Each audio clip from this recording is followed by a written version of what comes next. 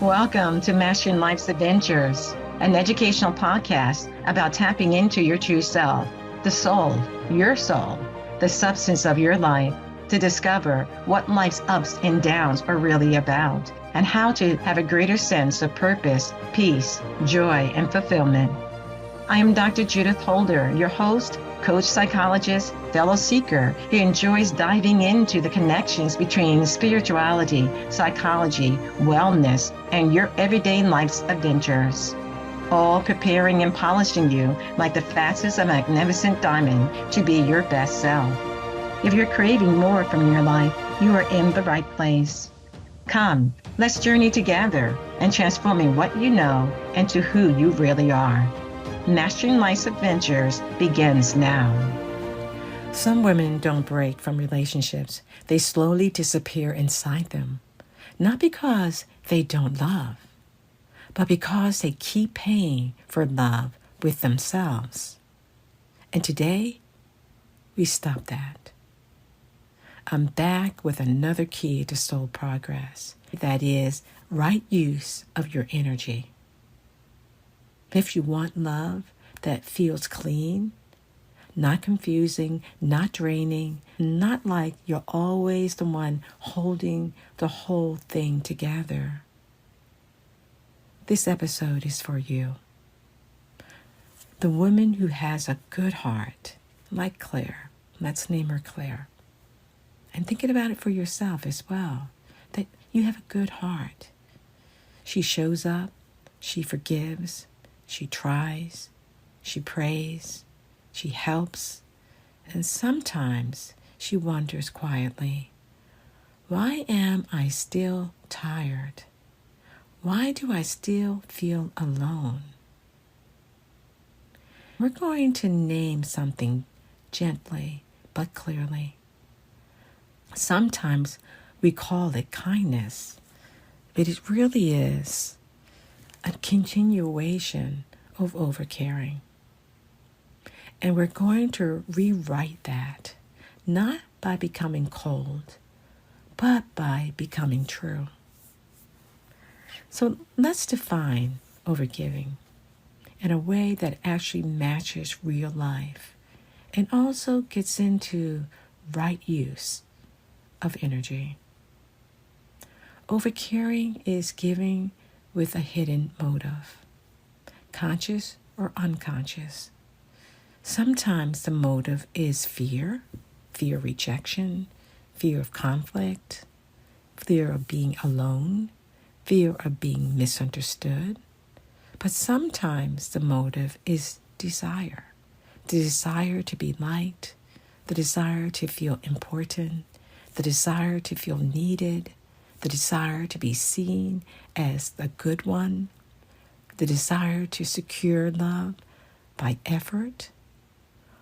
Overcaring can look sweet on the outside, but inside, it often sounds like, if I do more, they'll finally choose me. If I stay pleasant, I'll be safe. If I fix it, I won't lose them.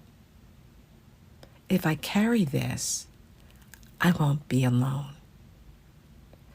So here's a clear sign. Healthy giving feels warm. Overgiving feels tight.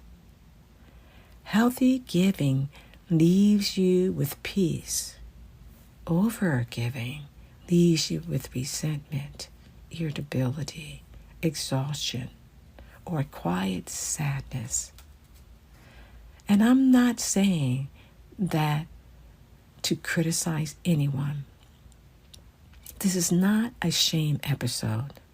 This is a freedom episode. Because the soul doesn't condemn you. The soul corrects you so you can be free. It brings things to light to help you to look at and make some determinations around. Let's talk about something that changes everything, especially for women walking a spiritual path. There is a difference between human love and divine love. Human love is real, but it often gets mixed with the personality's needs for approval, attention, security, control, fear of loss. Human love often says these types of things. I love you, and I need you to reassure me. I love you, and I need you to stay the same. I love you, and I need you to choose me right now. However, divine love is also real, but it comes from a higher place in you. It's love the soul in the other person, loving the soul in yourself as well, not just the outer personality. Divine love is cleaner, more disciplined, more anchored in truth. Divine love can say, I love you, and I'm not available for disrespect. I love you, and I will not abandon myself to keep you. I love you, and I trust your soul to take responsibility. That's why ancient teachings say love is power and requires discipline, because love is not weak. Love is the greatest force, and it must be governed. So when you overgive, the goal is not to love less. The goal is to lift your love from human love mixed with fear, doubt, uncertainty, into divine love guided by truth. That is soul growth. Here's the upgrade language for today that I want you to think about and play around with for yourself, or help with other individuals in your life who you see that may be overgiving or not using their energies, their precious energies, in the right way. Think about this.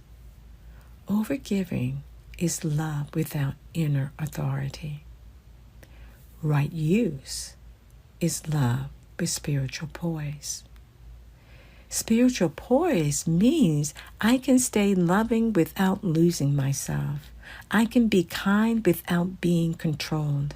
I can serve truth without becoming hard. This is where love becomes sacred. Let me tell you the story of Jasmine. Jasmine was dating Eric. Eric was charming and inconsistent. Jasmine kept trying to be understanding and would answer every late night call, rearrange her weekends last moment, soothe his stress, pretend she wasn't bothered, accept half effort and call it patience. On the outside, Jasmine looked calm. On the inside, she was feeling mad, unappreciated, manipulated. And all the days that there was a request coming in for her to do something for Eric. She was doing math all day. How long should I wait to text? How do I say this without sounding needy? Should I bring it up or let it go? All these ideas swirling around in her mind, trying to make things work. And then one night, Eric canceled again. Jasmine's stomach sank, and she heard herself say, "It's okay, I understand." Then she sat on her bed and cried and cried. Not dramatic tears, quiet tears. The tears of someone realizing, I'm working for love. That's a spiritual wake-up. The next day, Jasmine did something different. Not harsh, not cold, but honest. She said, Eric, I care, I love, I want you in my life, but I'm noticing a pattern. Plans change a lot, and I end up feeling like an option. I'm not available for that. And Eric said, you're overreacting. The old Jasmine would have explained for 10 minutes. The new Jasmine used inner authority. I'm not attacking you. I'm telling you what's true for me. And if you want to build with me, it needs to be consistent. Then she stopped talking. She let silence do its job. That's a big shift for many women, not filling the space with proof. A week later, Eric either rose or removed himself. Either way, Jasmine won because she stopped paying for love with herself. And the lesson here is that she was learning about self-honor, because self-honor protects the heart from turning love into self-abandonment. And this is one of the most practical tools you can use to help you if you've experienced this or know other women who have experienced this.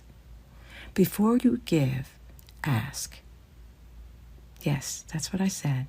Before you give, ask, am I giving to express love or to purchase safety? Am I giving to bless or to be chosen? And if I give this and get nothing back, will I resent it? And if the answer is yes, I'll resent it, that's not your soul saying, don't love. That's your soul saying, love cleanly. Here's a simple reframe that helps. Overgiving is not a character flaw. Overgiving is a love strategy that used to protect you. Now your soul is upgrading the strategy. Take, for example, a friendship. Monica was the strong friend. Everyone called her when they were breaking down. She gave advice, made calls, sent resources, prayed, checked in, gave care packages. Monica carried people like an emotional backpack. Then one day, after a long call with her friend Tina, Monica looked at her phone and realized Tina hadn't asked one question about her life in months. Monica felt resentment and then a deeper thought. I train people that I don't need care. That was her soul speaking to her. And she was listening to that. And that's a hard truth for many women, because you overgive because you don't know how to receive without guilt. So Monica set a sacred boundary inside the friendship. Not dramatic, just clean. Tina, I care about you. And I also need our friendship to be mutual. I can't be your only support system. Tina got offended. Monica, stay calm. I'm not rejecting you. I'm restoring balance. Monica did something brave. She let Tina feel her feelings without rescuing her, which many women end up doing because they don't like the silence. And they don't like the potential not being liked, approved, or appreciated. But by her not rescuing Tina, that was actually moving forward with divine love. Love that trusts the other person's soul to grow. So progress here, the lesson that Monica was learning is right exchange and that right use of energy, because relationships don't thrive on sacrifice. They thrive on mutual care and truth. Here's a simple practice that stops overcaring fast that you may want to try. So before you say yes to anything, check for 3 yeses. Body yes. Do I feel open, not tight? Time yes. Do I truly have room in my schedule to do these things that are being requested of me? And a soul yes. Is this aligned with truth and balance? And if you don't have all 3, body yes, time yes, and soul yes, you don't need to feel guilty. You need to feel honest. A clean no now prevents a bitter yes later. And it prevents you misusing your energy.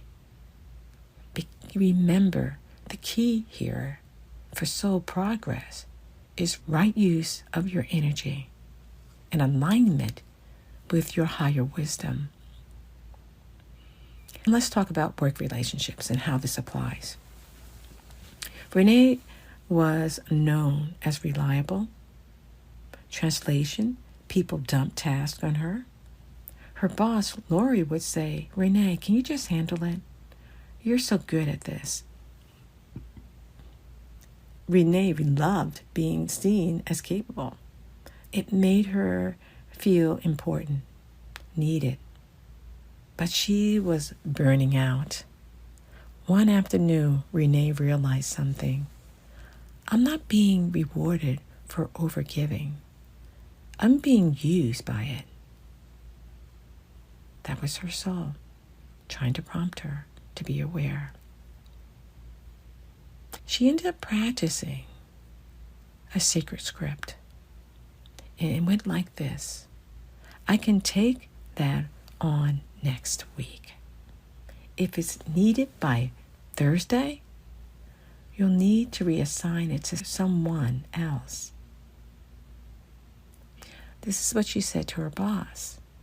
And her boss blinked because Renee had changed the training. She changed this dialogue that became a habit between the two of them. Renee wasn't rude. She was aligned. That's spiritual poise. And so what she was learning in this experience, because her soul is always trying to teach us lessons of awareness and attunement, she was learning stewardship, because your energy is sacred. And what you constantly give away, you cannot use for your calling. Think about that. So here's the heart of my message today. Stop confusing overcaring with love. Love is not proved by how much you tolerate. Love is proved by how truthful you live it. Human love often says, I'll do anything so I don't lose you. Divine love says, I will love you without losing me. And that doesn't make you selfish. It makes you spiritually mature. This is what love looks like when it's practiced. This is where the soul grows, right in the middle of real life. The key to soul progress is right use of love and understanding love, right use of your energy. Let this land gently. If you've been overgiving, you're not wrong.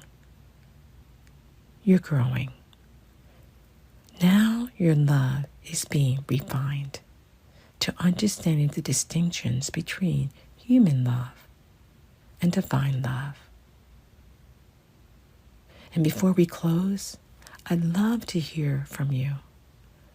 Where have you been overgiving? And what would a clean, loving no look like this week? Moving your energies back into right use, allowing you to continue to evolve and grow, and know that you don't have to always do it right, but you do have a focus and a direction that you're moving in to rightly use your energies. Something to think about. Bye for now. Thank you for joining me for this episode on Mastering Life's Adventures, being your best self through soul evolution. If you have enjoyed what you've heard today, I would be delighted if you would share this episode with others, leave a thumbs up, and subscribe to my Mastering Life's Adventures podcast. Look forward to your joining the next episode. Please leave any comments or suggestions you might have below. Bye for now.